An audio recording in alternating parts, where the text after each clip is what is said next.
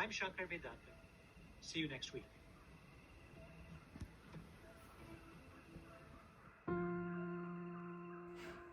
Have you ever seen advertisements for a product that you thought was too good to be true, and then wondered to yourself, who could fall for this?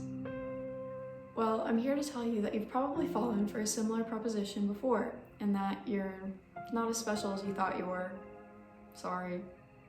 The missing connection in your mind that would determine you falling for the same thing as this other person falling for this other advertisement is something called a bias blind spot, which is defined as the cognitive bias of recognizing the impact of biases on the judgment of others, while failing to see the impact of biases on one's own judgment.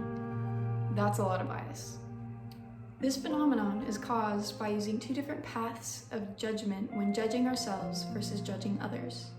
We tend to judge others through actions because it's the only information that is available to us. We don't know what's going on inside their head, and we think that by analyzing the actions and behaviors of others, we can somehow substitute that for a thought process. And think that through someone's behavior, we can tell exactly what their intentions were inside their minds. Meanwhile, we make judgments about ourselves through the conscious thoughts we have inside our heads, giving less importance to our actions and behaviors because in our minds, it's the thought that counts. We think that because we have access to our conscious thoughts, we know everything about ourselves, when in truth, our conscious thoughts only scratch the surface. We always forget what's behind the closed door when making these judgments about ourselves, our subconscious. Our subconscious makes millions of judgments a day without us even registering it in our conscious thoughts. And because we think that we learn everything through our conscious thoughts, we have something called introspection illusion, a cognitive bias in which people wrongly think they have direct insight into the origins of their mental states, while treating other introspections as unreliable. This means we give more value to our thoughts and the actions of others than to our actions and the thoughts of others.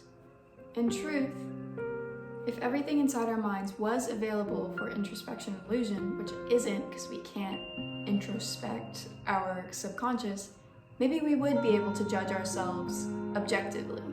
But the fact of the matter is, we are left with two unreliable paths of judgment. What further gives value to this dynamic of introspection illusion and bias blind spots is the concept of naive realism, the human tendency to believe that we see the world around us objectively, and that people who disagree with us must be uninformed, irrational, or biased.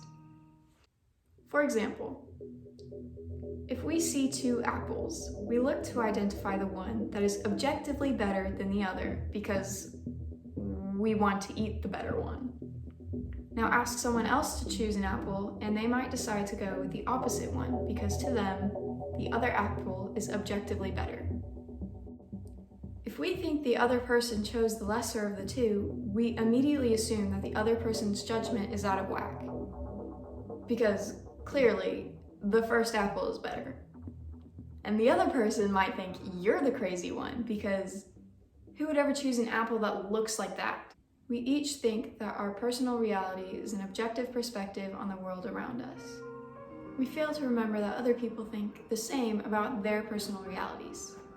Unfortunately, naive realism is pretty much inescapable. I'm never going to be able to see what goes on inside your mind, and you're never going to be able to see what goes on inside mine.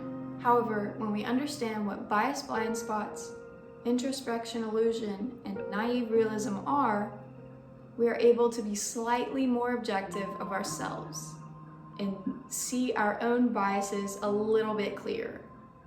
We can then work towards becoming more open-minded with others because we understand that they too experience bias blind spots, introspection illusion, and naive realism.